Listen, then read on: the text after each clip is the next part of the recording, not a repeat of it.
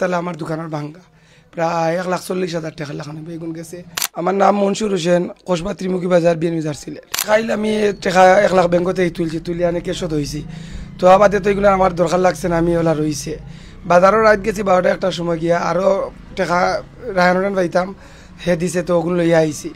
আবাদে আমি শেষ ঠিকানা আমরা রাইত ইফতার, তো ইফতার লাগে আলম পাইসা পাইছো না, আমরা টাকা দিছন প্রায় 40,000 টাকা উনি আমরা থইছি প্রায় 1.5 লাখ টাকার লাগান দিয়া 10-15 হাজার টাকা আমরা বাকরছি, বাকরের বাদে 1,40,000 টাকার লাগান হইব। আমরা দোকানত ইয়া আমরা গেছি, আর সকালে ইয়া দেখি তো তালা কেসি গেটর তালা লাগাইল, ভিতরের তালা আমার দোকানের ভাঙ্গা প্রায় 1,40,000 টাকা লাগানো বেগুন গেছে। ও শেষ ঠিকানার ইফতারে প্রায় 41,000 আর আমার দোকানের প্রায় 1 লাখ টাকা। প্রায় ভোতার তো 3টা বাদ থাকি মানে আনুমানিক 3টা বাদ থাকি বেইলেখাটার ভিতরে ও টাইমের ভিতরে ঘটনাটা হয়েছে। সিসি ক্যামেরা তো আমরা যে এগুলো আমরা লাগা দোকান তো এগুতে অতখান আমরা রাইয়া ধরে না, আর এমনি কোনো ক্রুপ পাওয়া যান না যে কোনো কেসি কেট তালা মারা ইনার আপনি পাইতা কিলা এই হিসাবটা। আমারও ইনোর লাইব্রেরি দেওয়ার প্রায় 12 বছর চলে, ইলা কোনো দিন ঘটনা করছে যে আমরা ইলা জুয়া পাইছি না।